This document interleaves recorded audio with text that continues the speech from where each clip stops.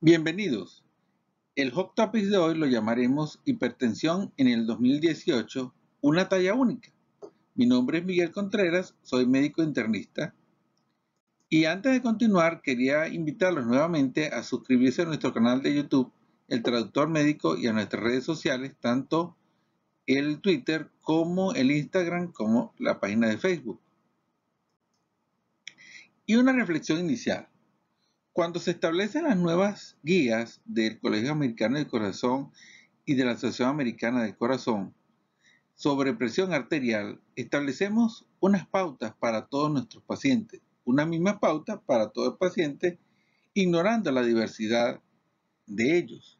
Es decir, como que si intentáramos establecer una talla única, una meta única, un objetivo único, independientemente de las características de cada paciente. Entonces, a partir de finales del 2017 aparecen las nuevas guías. Previamente, las guías europeas, el octavo comité, habían establecido presión arterial o hipertensión arterial a partir de 140/90. Por lo tanto, el objetivo era bajar la presión arterial por debajo de esta cifra, de 140/90. Pero a partir de las guías del American College y del American Heart en finales de 2017, se establece que entonces la hipertensión se define a partir de 130-80 milímetros de mercurio y por lo tanto el objetivo debería ser disminuir la presión arterial por debajo de esta cifra.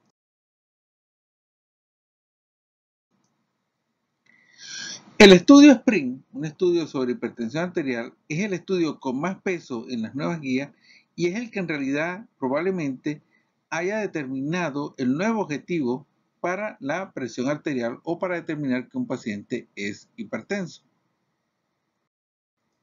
Repasemos el estudio SPRING. Es un estudio cuyas características principales era que se trataba de pacientes mayores de 50 años de edad con presiones arteriales de 130/80 y de alto riesgo cardiovascular. ¿Cuáles son las características de alto riesgo cardiovascular que tienen estas pacientes? Por lo menos algunas de las siguientes. Coronariopatía, filtración glomerular entre 20 y 60 mililitros por minuto sin albuminuria, riesgo cardiovascular mayor del 15% o pacientes mayores de 75 años. Y dentro de los elementos que determinaban los criterios de exclusión, tenemos entonces que fueran pacientes diabéticos que hubieran tenido un evento cerebrovascular, una falla cardíaca, proteinuria mayor de 1 gramo en 24 horas, filtración glomerular menor de 20 mililitros por minuto o que estuvieran en programas de diálisis.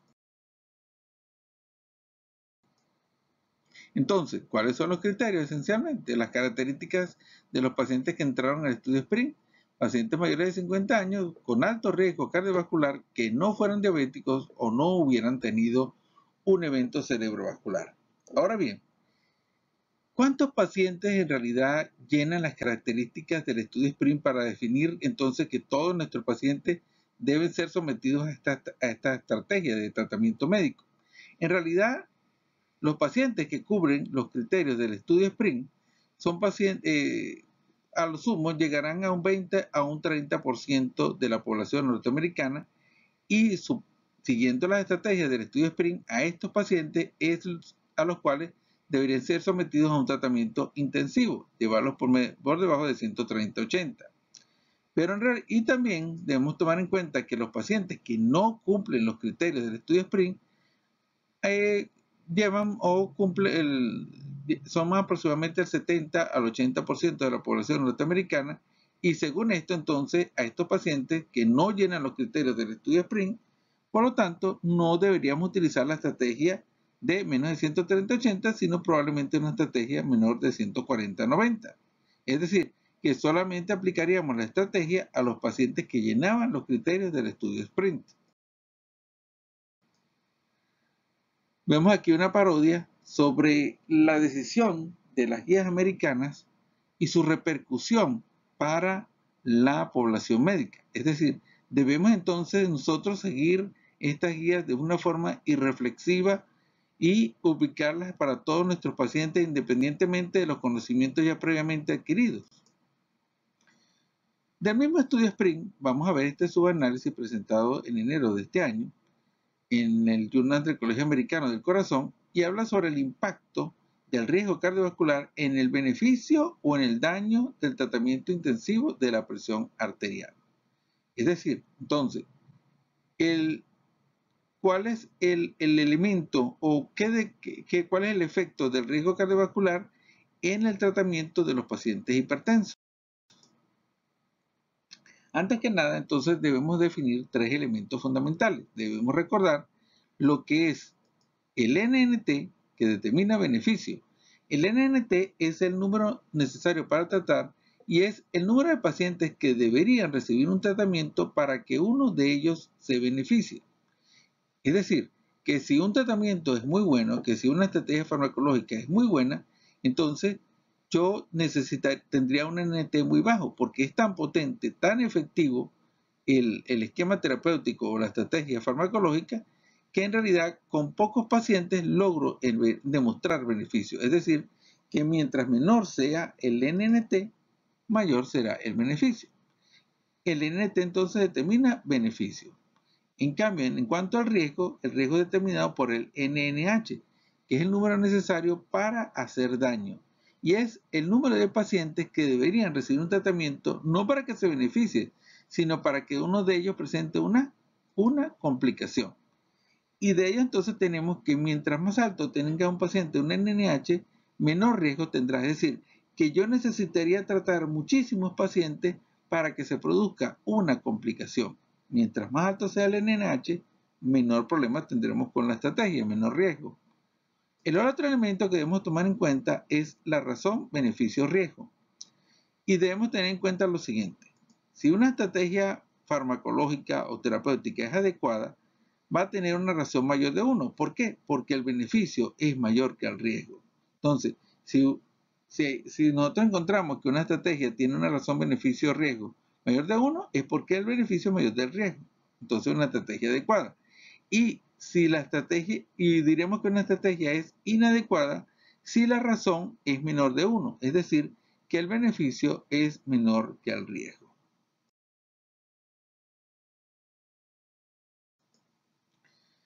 Entonces, en este análisis del estudio Sprint, utilizaron o tomaron a la población y le calcularon su riesgo cardiovascular según la calculadora del 2013 de la Asociación Americana del Corazón y de la American Heart.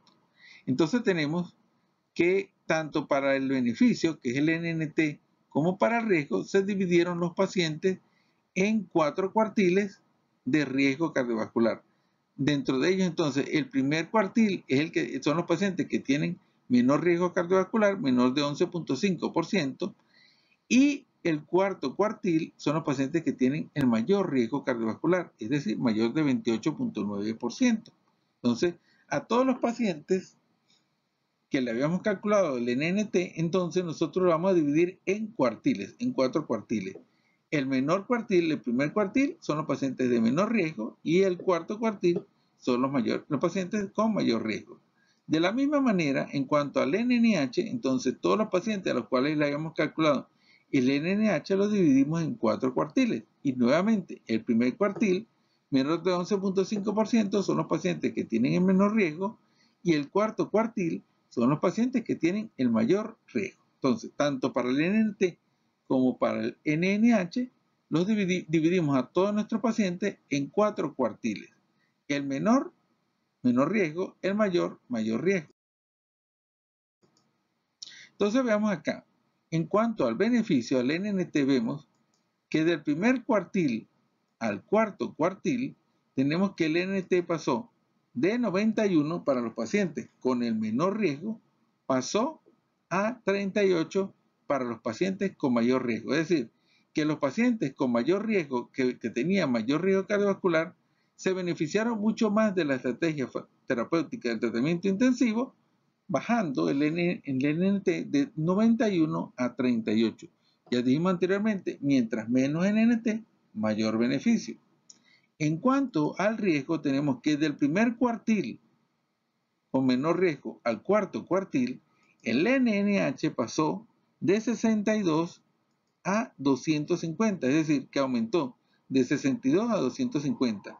Los pacientes que están en el primer cuartil con el menor riesgo tienen un bajo NNH, es decir, que tienen un alto riesgo, y los pacientes del cuarto cuartil, que son los que tienen el mayor riesgo cardiovascular, tienen un mayor NNH, es decir, que se necesitan muchos pacientes para demostrar daño. Por lo tanto, la estrategia es más beneficiosa en los pacientes con mayor riesgo cardiovascular.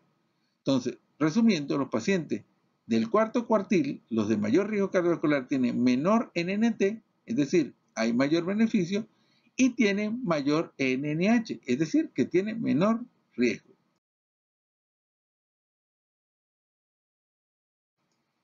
Entonces veamos nuevamente. Los pacientes de bajo riesgo se les encontró un NNT de 91, que es alto, es decir, que hay menor beneficio, y un NNH de 62, que es bajo, y mayor probabilidad de daño. En cambio, los pacientes de alto riesgo tenían un NNT mucho más bajo de 38, es decir, que hay mayor beneficio, y un NNH de 250, es decir, que hay una menor probabilidad de daño. Veamos entonces ahora la razón entre beneficio-riesgo. Tenemos que a medida que vamos de menor a mayor riesgo cardiovascular, vemos como esta razón va aumentando progresivamente. En las dos primeras etapas es menor que 1 y a partir del tercer cuartil y el cuarto cuartil, la razón es mayor que 1. Es decir, que ya para el tercer cuartil y el cuarto cuartil, el beneficio es mayor que el riesgo, como lo habíamos explicado anteriormente. Entonces, en los dos primeros cuartiles, que son los de menor riesgo, la razón es menor de 1, es decir, que hay menor beneficio. A partir del tercer y cuarto cuartil, la razón es más de 1, quiere decir que el beneficio es mayor que el riesgo. Veamos entonces ahora esta gráfica fundamental que nos dice que en los pacientes del primero y el segundo cuartil, la razón es menor de 1, por lo tanto, la estrategia no es beneficiosa, la estrategia de tratamiento intensivo no es beneficiosa, y en los pacientes del tercer y el cuarto cuartil, la razón es mayor de 1. Es decir, que la estrategia de un tratamiento intensivo de llevar a un paciente a menos de 130-80 es beneficiosa.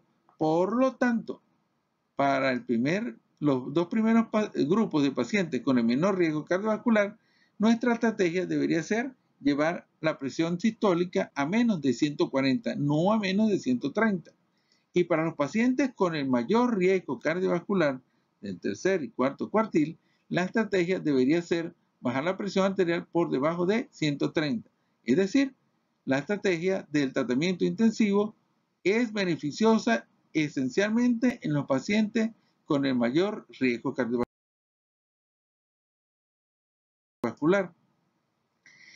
Esto lo que hemos comentado anteriormente del subestudio, del estudio SPRINT, es reforzado por un estudio presentado también en enero de este año que habla de la efectividad del tratamiento con medicamentos antihipertensivos en un estudio australiano que habla sobre la efectividad del tratamiento antihipertensivo y nos demuestra que en los pacientes de bajo riesgo cardiovascular el NNT es muy alto, es decir, que hay poco beneficio.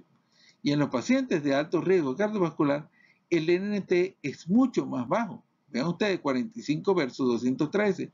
Por lo tanto, el beneficio es mucho mayor. Y volvemos a reforzar entonces el concepto anterior de que el beneficio del tratamiento es esencialmente en pacientes de alto riesgo cardiovascular.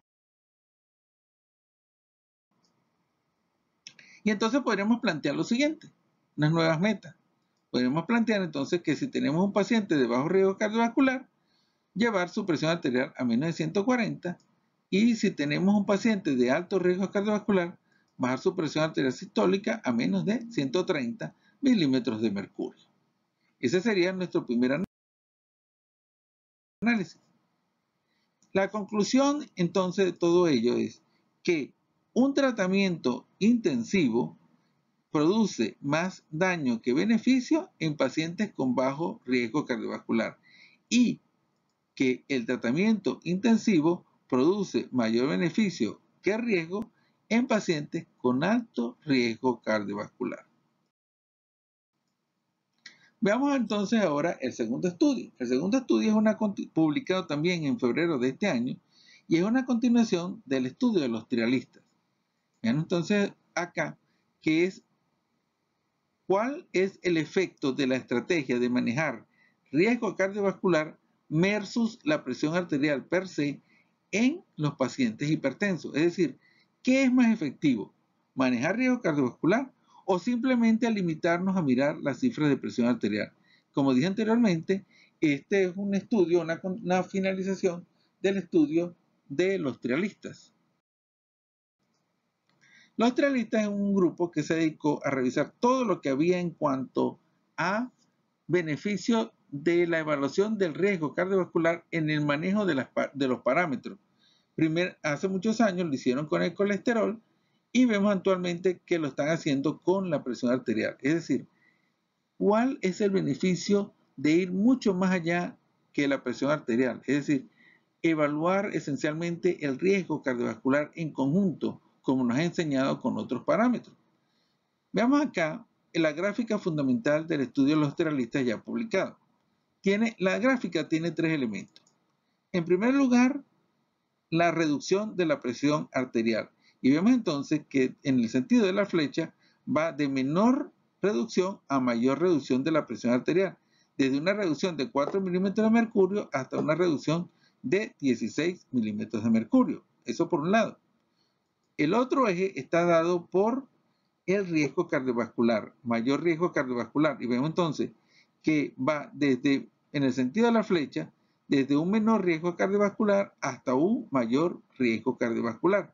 Entonces tenemos dos ejes, uno de reducción de presión arterial y otro de aumento del riesgo cardiovascular. Y el tercer eje está dado por disminución de eventos cardiovasculares. Es decir, ¿cuál es el efecto entonces de disminuir presión arterial en pacientes de acuerdo a su riesgo cardiovascular? ¿Cuántos eventos cardiovasculares podemos disminuir si tomamos en cuenta los dos elementos? No solamente la disminución de la presión arterial, sino el riesgo cardiovascular que ya tenía nuestro paciente. Y entonces vemos, en este paciente que está señalado con la flecha, este es un paciente al cual se le disminuyó 16 milímetros de mercurio, pero era el paciente con el mayor riesgo cardiovascular.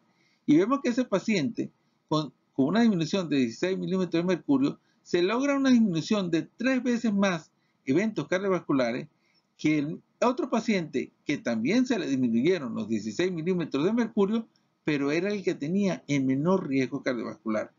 Quiere decir entonces que si un paciente tiene muy alto el riesgo cardiovascular, se logra muchísimo más efecto disminuyendo la presión arterial que si el paciente tiene menor riesgo cardiovascular. Es decir, que la estrategia es mucho más efectiva mientras mayor sea el riesgo cardiovascular. Por otro lado, vemos entonces acá que estos son pacientes a los cuales no se les disminuyó de 16 milímetros de mercurio, sino solamente 4 milímetros de mercurio. Y vean ustedes que en el paciente con el mayor riesgo cardiovascular se disminuyó más de 4 veces más los eventos cardiovasculares que en el paciente que tenía el menor riesgo cardiovascular. Nuevamente vemos entonces que la estrategia del manejo intensivo de la presión arterial es mucho más efectivo mientras mayor sea el riesgo cardiovascular.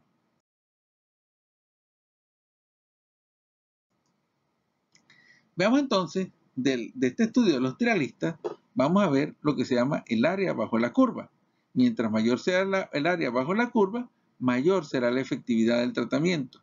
Y vemos entonces acá el número de eventos que fueron evitados, es decir, el número de daño que fue evitado con la estrategia del tratamiento intensivo. Y tenemos dos estrategias. Una estrategia es manejarnos de acuerdo al riesgo cardiovascular, es decir, somos más intensivos mientras mayor el riesgo cardiovascular. Y la otra estrategia es manejarnos de acuerdo a la cifra de la presión arterial sistólica, es decir, somos más intensivos mientras mayor sea la cifra de presión arterial sistólica. Y vemos entonces que el área bajo la curva, la efectividad, el número de eventos evitados es mucho mayor cuando utilizamos la estrategia de manejarnos por el riesgo cardiovascular, es decir, hacer tratamiento más intensivo mientras mayor sea el riesgo, que utilizando la estrategia de la cifra de presión arterial per se, solamente guiarnos por la presión arterial. Entonces vemos que es más efectivo manejarnos de acuerdo al riesgo que manejarnos de acuerdo a un solo parámetro, que es la presión arterial. También vemos acá entonces del mismo estudio de los trialistas, pero ahora el número de pacientes, la NNT, el número de pacientes que es necesario tratar para lograr un beneficio. Y vemos entonces que al igual que en el subestudio del SPRINT, vemos entonces que si un paciente tiene un alto riesgo cardiovascular, el máximo riesgo cardiovascular, su NNT será mucho más baja que si el paciente tiene un bajo riesgo cardiovascular. Volvemos a repetir lo mismo del estudio SPRINT. Mayor riesgo cardiovascular, menor NNT. Y esa NNT va a ser mucho menor con la estrategia del riesgo, o sea, utilizando el riesgo cardiovascular, que con la estrategia de utilizar simplemente las cifras de presión arterial. Demostramos entonces de forma contundente que deberíamos manejarnos con el riesgo cardiovascular en conjunto, más que manejarnos solamente por una cifra de presión arterial. Entonces, ¿qué significa todo lo que hemos expresado anteriormente? Este es el editorial del estudio de los trialistas. Estos estudios, en primer lugar, le dan soporte, le dan apoyo, refuerzan el concepto de utilizar el riesgo cardiovascular para guiar el tratamiento de la presión arterial. Y lo segundo, cambia el paradigma en el manejo de la presión arterial y debemos utilizar el riesgo cardiovascular para guiar la intensidad del tratamiento. Mayor intensidad de tratamiento de acuerdo al mayor riesgo cardiovascular. Concluyamos entonces. Además de los elementos que hemos nombrado anteriormente, hay una serie de parámetros que han sido estudiados que han sido evaluados en otros estudios y que pueden determinar la intensidad del tratamiento de la presión arterial. Por ejemplo, se dice que deberíamos ser más intensos con una cifra menores de 130/80 en los pacientes jóvenes, sin coronariopatía, que tengan una nefropatía con albuminuria y, como ya vimos anteriormente, que tengan un alto riesgo cardiovascular. Y deberíamos ser menos intensos, deberíamos contentarnos con cifras menores a 140/90 en los pacientes de mayor edad, con coronariopatía y con nefropatía sin albuminuria. Y probablemente pueda existir entonces una cifra intermedia de 135/85 de acuerdo a la cantidad de elementos que tengan intermedios entre los dos parámetros anteriormente nombrados.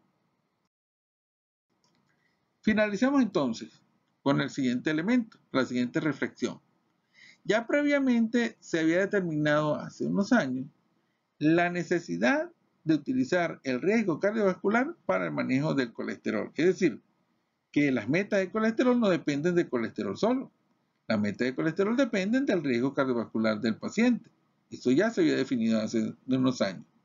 Posteriormente, la Asociación Americana de la Diabetes y la Asociación Europea de Diabetes introdujeron también el concepto de las guías personalizadas, de los objetivos personalizados para el manejo de la glucosa, dado los riesgos de hipoglucemia en los pacientes. Y entonces tenemos una serie de parámetros: la edad, la presencia de comorbilidades, hasta las condiciones sociales del paciente determinan si un paciente amerita 8% de hemoglobina glicosilada o 6% de hemoglobina glicosilada. Y probablemente entonces ha llegado el momento de definir también la importancia del manejo del riesgo cardiovascular, de la personalización en el tratamiento de la hipertensión arterial. Muchas gracias por su atención y los volvemos a invitar entonces a suscribirse a nuestro canal El Traductor Médico y visitar nuestras redes sociales. Muchas gracias.